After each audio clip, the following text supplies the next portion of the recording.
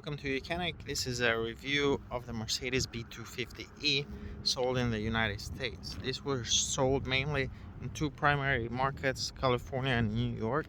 So it was a limited number of these B classes that were sold, the B250 full electric. But not only that, it was only produced from about 2014 to 2017. I've had this car here for over a year, so I've actually been able to drive this quite a bit and get pretty familiar with it. I've had other Mercedes, quite a few, like from the S class, GL, GLS, and SL. So usually the B class is one of the lower trims, lower classes, I would say, where Mercedes really cuts a lot of corners and will cut a lot of the cost.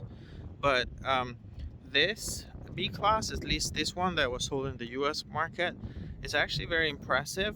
It handles quite well. Like, it will handle similar to, like, I would say, like to the ML or the GLE, which is not quite common for something like this. And part of the reason, I think, is the fact that it is relatively heavy. Mercedes didn't really cut a lot of weight on this. A lot of the other EVs from these years, they tend to cut a lot on the weight. So the cars, you can tell when you drive them, they feel a lot lighter. I mean, if you look at competitors like BMW i3 or Nissan Leaf, or even some of the newer models, so like the Chevy Bolt, and so they feel different. They feel lighter. This feels like a well-built, or feel more like a gasoline heavy vehicle. The downside of that, it does drive great and it does handle very well, in my opinion. The downside is that it has about 44 kilowatt hour battery, which is a decent size electric battery, but it only gets what most cars with a battery like that will get, about 120 to 150 miles on a full charge. This was rated to about 87 miles on a full charge, and I believe one of the reasons is the fact of the weight, that the weight of this vehicle is pretty heavy. And the second is just the tuning of the car. Mercedes didn't really make it so that tuned for the most miles. They kind of tune it more for having power and having the acceleration, and it is very fast, like, if you want to. But the nice thing is, if you want to drive it in economy mode, like drive it carefully. And what I mean by that is that when you're driving this, if you just stay mainly on the economy range, and utilize the recharging the brakes, so you don't do a lot of hard braking, but instead, when you're going downhill, just slightly tap on the brake pedal. What the car will do is it will start to charge. And as you can see here, it's rated for 87 miles on a full charge. You can see here I'm at half of a charge and I have 50 left. So technically I'm getting even higher than what the rated range is. So if this was fully charged, I'd basically be over 90 miles on a full charge. And this is a 2014. So it really depends, like, how you drive these. They can be very fast and fun to drive, actually, but they can be they can get better than the 70-80 miles on a full charge. Now, the interior is definitely not an S class, but it's actually very well built. If you compare this to, like, the GLA, for example, where Mercedes really cut a lot of corners, it's actually built very well. This car also has LED headlights, which were pretty standard for this. You can see the LED headlights there. That was standard. It wasn't very common on the A class or the CLA. They usually had halogen light bulbs. These ones are very impressive for this trim for the B class, especially like when you compare the European market of the B class. The non-electric version doesn't come quite equipped. This has it's not exactly Distronic. It has the same technology with the Distronic Plus that's used in a lot of other Mercedes, where the car can stay behind other cars, accelerate, slow down on its own. But on this one, it has a technology, but Mercedes doesn't utilize it that much. They're utilizing that radar that's behind that start for two things. One is forward collision warning, so if you're getting too close behind a car in front of you, it will beep. So it uses it for that.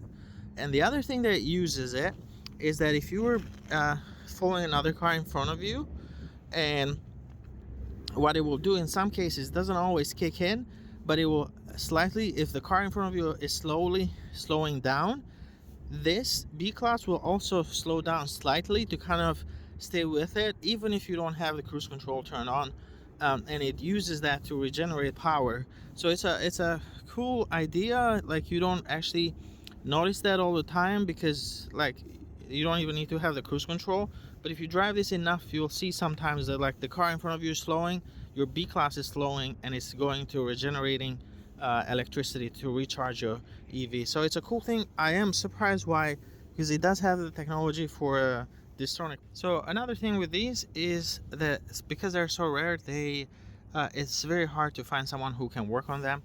They have electric drive. It's actually a Tesla electric motor. These a lot of times, if there is an issue with them, they'll throw you a warning on the instrument cluster that just says visit workshop, but that's about it. Now, you could use the YOUCANIC scanner to troubleshoot them. So the YOUCANIC scanner is one of the few scanners that can actually troubleshoot the B-Class. It'll go through all the control modules and tell you fault codes that you might have. There's not a lot of scanners that can troubleshoot the B-Class, and there's not a lot of mechanics that know or can troubleshoot the B-Class. As a matter of fact, if you take this to a Mercedes dealership, most of the time they are going to struggle to find a mechanic that even there to work on them, because they just don't see these cars very often. So just be aware of that factor. They are pretty reliable for the most part. One thing that I found interesting, Mercedes is very like strict on safety, but on this one, for example, we had a installation fault code, and the car still kept on driving. Like, you could still drive the car even though it was throwing a warning in there. It had a open fault code for installation. Usually installation between the high voltage and the 12 volt, the two circuit needs to be completely separate. If there's any leak, there's no installation between the two. These cars are known to like they're programmed to like completely shut and not start anymore, to avoid any like injuries, you know, because you don't want like the high voltage to be leaking to the frame chassis of the car, and then you touch the car and then you get shocked. So that's on a lot of other electric vehicles, that's common. Like, installation fault codes can shut down the whole car. On this one, you know, it seems like it's not shutting down it completely the car, so it will still let you drive it. A lot of times what you could do is you can disconnect the negative battery on the 12 volt, and that will reset your codes, and you if it's not starting, might get you a few more starts before that code is thrown again. So keep that in mind if you have a B-Class that's just acting up. Do replace it. If that battery, the 12 volt battery, is over 4 years old, go ahead and replace it. It just, this car is very sensitive to the voltage of that, because that still runs all the battery management system, and it runs all the electronics on the car. So keep that, replace that. But overall, it is a car. It's a very rare car. It's very it's got a lot of room though, and overall I've really enjoyed this vehicle, driving it, especially the handling of it. For you wouldn't expect what the way that this handles. I do wish it got a little bit better range, but you can't have both. You know, a heavy car that feels great on the road and excellent range. It's a little tough, because if you're gonna cut on weight, you know, it's gonna feel lighter car as well. But that's it.